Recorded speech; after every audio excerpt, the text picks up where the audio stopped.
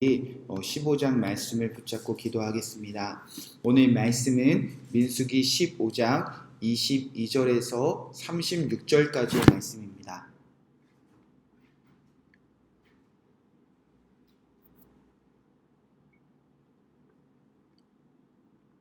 민수기 15장 22절에서 36절까지의 말씀을 제가 대신하여 봉독해 드리도록 하겠습니다. 너희가 그릇 범죄하여 여호와가 모세에게 말씀하신 이 모든 명령을 지키지 못하되 곧 여호와께서 모세를 통하여 너희에게 명령한 모든 것을 여호와께서 명령한 날 이후부터 너희 대대에 지키지 못하여 회중이 부지 중에 범죄하였거든 온 회중은 수송아지 한 마리를 여호와께 향기로운 화제로 드리고 규례대로 소제와 전제를 드리고 순염소 한 마리를 속죄제로 드릴 것이라. 제사장이 이스라엘 자손의 온 회중을 위하여 속죄하면 그들이 사함을 받으리니 이는 그가 부지 중에 범죄함이며 또 부지 중에 범죄함으로 말미암아 헌물 곧 화제와 속죄제를 여호와께 드렸음이라. 이스라엘 자손의 온 회중과 그들 중에 거류하는 타국인도 사함을 받을 것은 온 백성이 부지 중에 범죄하였음이라. 만일 한 사람이 부지 중에 범죄하면 1년 된 암염소로 속죄제를 드릴 것이요 제사장은 그 부지 중에 범죄한 사람이 부지 중에 여호와 앞에 범한 죄를 위하여 속죄하여 그 죄를 속할지니 그리하면 사함을 얻으리라. 이스라엘 자손 중 본토 소생이든지 그들 중에 거류하는 타국이든지 누구든 부지 중에 범죄한 자에 대한 법이 동일하거니와 본토인이든지 타국인이든지 고의로 무엇을 범하면 누구나 여호와를 비방하는 자니 그의 백성 중에서 끊어질 것이니라. 그런 사람은 여호와의 말씀을 멸시하고 그의 명령을 파괴하였은즉 그의 죄악이 자기에게로 돌아가서 온전히 끊어지리라. 이스라엘 자손이 광야에 거류할 때에 안식일에 어떤 사람이 나무하는 것을 발견한지라. 그 나무하는 자를 발견한 자들이 그를 모세와 아론과 온 회중 앞으로 끌어왔으나 어떻게 처치할지는 지시함을 받지 못한 고로 가두었더니 여호와께서 모세에게 이르시되 그 사람을 반드시 죽일지니 온 회중이 진영 밖에서 돌로 그를 칠지니라. 온 회중이 곧 그를 진영 밖으로 끌어내고 돌로 그를 쳐 죽여서 여호와께서 모세에게 명령하신 대로 하라 하니라. 아멘. 하나님의 말씀입니다. 오늘은 민수기 15장 22절에서 36절 말씀을 붙잡고 하나님을 예배하기 위하여 죄악을 제거하라 라는 말씀으로 함께 기도하도록 하겠습니다.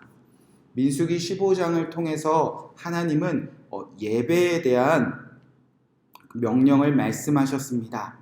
결국 이 구원받은 이스라엘 백성들이 이 새로운 세대들이 하나님의 인도하심을 따라 가나안 땅에 들어가면 실제로 하나님은 무엇을 하며 살아가야 하는지 법을 주셨다는 것입니다. 바로 예배에 관한 법이었습니다. 하나님이 원하시는 것은 예배였습니다. 이스라엘 백성들은 이제 죄악이 가득한 이 세상에 들어가 그 땅에서 하나님만 예배하는 백성이 되라고 명령하셨다는 것입니다. 이제 새로운 세대가 광야에서 방황하지 않고 이 예배에 대한 말씀을 지킬 때 우리가 지난주에 살펴본 것처럼 이제 놀라운 일이 일어난다는 것입니다. 새로운 세대가 가나안 땅에 들어가면 15장 14절에 보면 너희가 하는 대로 그도 그리할 것이라. 또 15장에도 보면 너희가 어떠한 대로 타국인도 여호와 앞에 그러하리라. 하나님의 백성들이 하나님의 명령대로 예배하면, 하나님의 백성들이 향기롭게 하나님께 예배하면 그토록 죄악이 가득한 그 땅도 반드시 하나님께 예배하게 된다는 것입니다. 반대로 이제 이스라엘 백성들이 가나안 땅에 들어가 하나님의 명령대로 예배하지 않고 예배에 실패하면 그 땅 사람들도 너희들 따라서 예배하지 않을 것이다 라는 그 예배의 법을 이제 15장 1절부터 쭉 가르쳐 주셨습니다. 자, 이제 우리에게도 소망이 있습니다. 오늘 저와 여러분이 새벽부터 깨어서 하나님을 예배하는 것, 놀라운 하나님의 열매를 맺게 할 것이라는 것입니다. 우리가 예배하면 그도 그리할 것이요 타국인도 그러한다는 하나님의 말씀에 비춰볼 때 오늘 성도님과 그리고 이 땅의 모든 예배자들의 삶은 주변을 변화시킨다는 것입니다. 한 사람이 예배하면 그 사람은 물론 그의 가정, 그의 자손들 그리고 죄악에 빠진 그 모든 주변 사람들도 그를 보고 예배하는 자를 보고 예배할 날이 반드시 찾아온다는 것입니다. 자, 그렇게 하나님은 예배에 관한 법을 말씀하시고, 자, 이제는 그 예배를 지키지 않을 때, 그 예배의 법을 지키지 않을 때 어떻게 해야 되는지 오늘 본문에 이제 말씀하고 있다 싶습니다. 바로 예배하지 않은 그 죄를 어떻게 해결해야 하는지 주님께서 오늘 말씀하고 계시다는 것입니다. 이 말씀에 비추어서 이제 이스라엘 백성들이 가나안 땅에 들어가 예배하지 않는 그 죄들을 제거해 내갈 때 그들이 온전한 예배자로 온 세상을 변화시킬 수 있다는 것입니다. 자, 먼저 어떤 죄악들을 제거해야 되는가? 22절부터 26절까지는 회중들이 이스라엘 온 백성들이 부지 중에 저지른 죄에 관한 법입니다. 22절에 보면 너희가 그릇 범죄하여 여호와가 모세에게 말씀하신 이 모든 명령을 지키지 못할 때 이렇게 기록되어져 있습니다. 그러니까 이스라엘 백성들이 부지 중에 예배하지 못하게 되었다는 것입니다. 즉 하나님을 온전히 예배하지 못하게 되었는데, 자, 그 예배하지 못한 이유가 무엇인가? 회중이 부지 중에 범죄했다는 것입니다. 부지 중이라는 것은 몰라서, 다 알지 못해서, 나도 모르게 지은 죄를 말합니다. 그러니까 온전히 예배하지 못한 죄를 아직 예배가 뭔지 다 몰라서, 그리고 예배할 때를 몰라서, 예배에 관한 법을 다 몰라서 예배하고 있는 줄 알았는데 이것이 잘못된 예배여서 그렇게 부지 중에 예배하지 못했을 때 하나님은 그 죄를 어떻게 제거하라 말씀하셨는가? 24절부터 26절을 쭉 읽어보면 하나님은 속죄제를 드리라 하셨다는 것입니다. 즉 하나님, 제가 모르고 예배하지 못했습니다. 제가 알고 있어서 잘 몰라서 예배하지 못했습니다. 내가 예배가 무엇인지 아직 다 몰랐습니다. 그렇게 죄를 고백하고 속죄제를 드리면 하나님은 그 죄는 반드시 용서하신다고 말씀하신다는 것입니다. 그리고 27절부터 29절까지는 온 회중이 아니라 이스라엘 백성들 중에 몇몇 사람들이 개인이 부지 중에 예배하지 못한 죄에 관한 법입니다. 그래서 27절부터 29절도 똑같은 패턴을 가지고 있습니다. 27절 보면 한 사람이 부지 중에 범죄하면 속죄제를 드릴 것이요. 한 사람이 일부러가 아니라 모르고 예배를 못 드렸습니다. 잘 몰라서 부지 중에. 그러면 하나님은 속죄제를 드리라. 죄를 자복하고 죄를 회개하면 반드시 용서하겠다는 것입니다. 자, 여기까지는 괜찮습니다. 어떤 공동체나 어떤 개인이 부지 중에 몰라서 예배하지 않을 때는 그 죄를 뉘우치면, 그 죄를 용서를 구하면 하나님은 반드시 죄를 용서해 주시겠다는 것입니다. 그러나 이제 알면서도 예배하지 않을 때는 하나님의 대답과 하나님의 방법이 너무나 다르게 펼쳐진다는 것입니다. 부지 중이 아니라 고의로 알면서도 예배가 무엇인지, 언제, 어떻게 예배하는지 잘 알면서도 예배하지 않을 때는 하나님은 전혀 다른 대답을 하신다는 것입니다. 30절, 31절 말씀에 본토인이든지 타국인이든지 고의로 무엇을 범하면 누구나 여호와를 비방하는 자니 그의 백성 중에서 끊어질 것이라. 그런 사람은 여호와의 말씀을 멸시하고 그의 명령을 파괴하였은즉 그의 죄악이 자기에게로 돌아가서 온전히 끊어지리라. 고의로 예배하지 않았다는 것입니다. 알면서도 예배하지 않았다는 것입니다. 예배의 때와 장소와 방법을 너무나도 잘 알면서도 누구든지 고의로 예배하지 않을 때는 하나님은 그것은 나를 비방하는 것이며, 그것은 나의 말씀을 멸시하는 것이며, 그것은 여호와의 명령을 파괴하는 자이니 반드시 그는 하나님의 백성에서 끊어진다고 하나님은 선포하셨습니다. 그리고 나서 하나님은 구체적인 예까지 오늘 들고 계시는 것입니다. 하나님은 이스라엘 백성들 중에서 고의로 예배하지 않는 그 예까지 들어주시는데, 그날이 언제인가? 바로 안식일, 오늘의 주일입니다.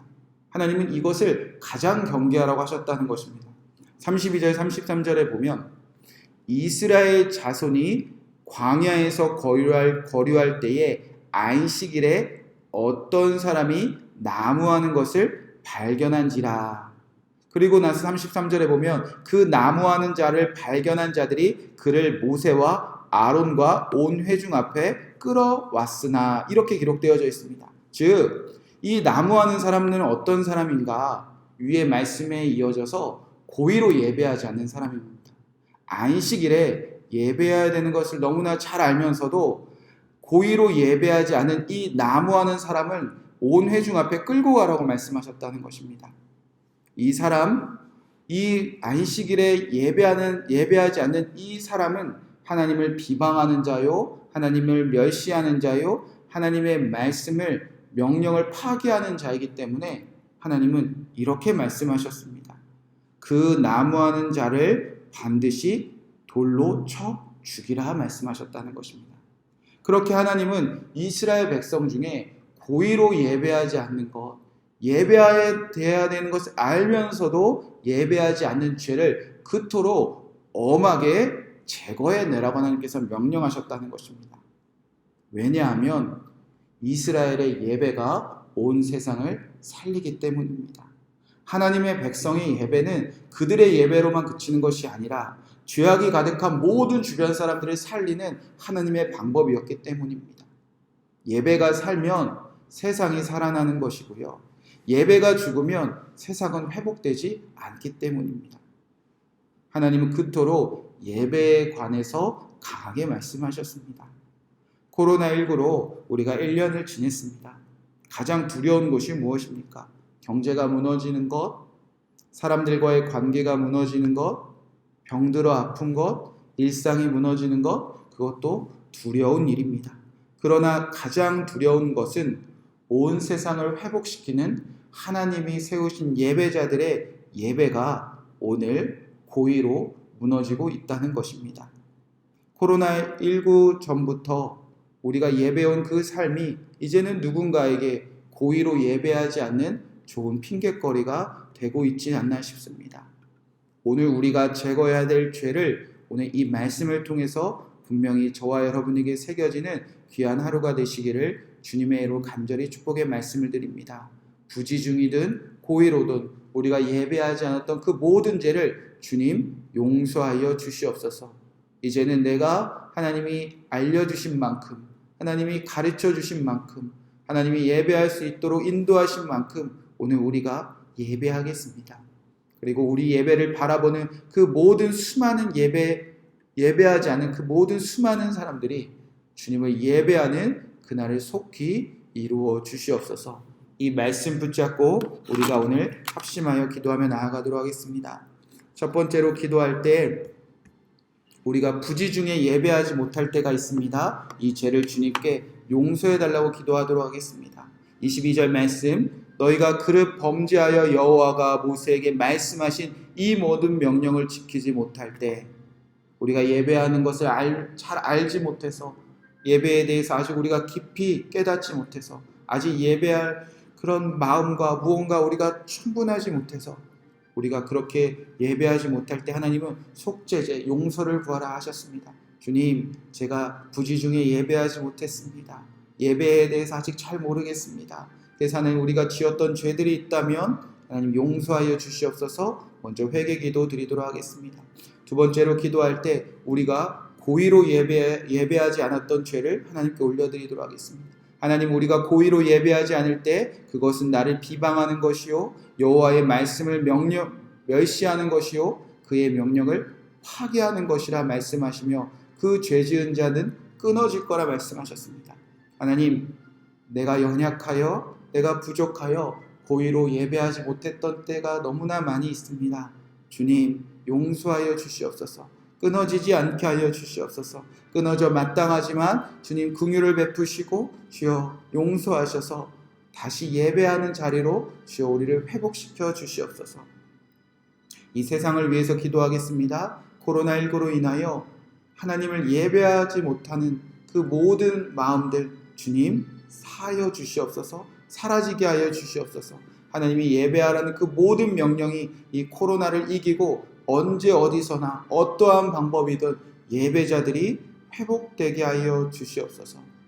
마지막으로 23일 크리스마스 전도를 앞두고 있습니다. 하나님, 예수님이 이 땅에 오신 그 크리스마스 그 성탄절 전도를 주님 축복하여 주시옵시고 작은 교회지만 또 몇 명의 사람들이 모이던 이 땅에 하나님을 예배하라고 말씀하신 그 예배를 이루신 예수님의 이름을 온전히 전해지는 수요 전도, 크리스마스 전도가 되게 하여 주시옵소서. 그리고 개인적인 기도 제목들 기도하시고 평안한 마음으로 돌아가시기 바랍니다. 함께 기도하겠습니다.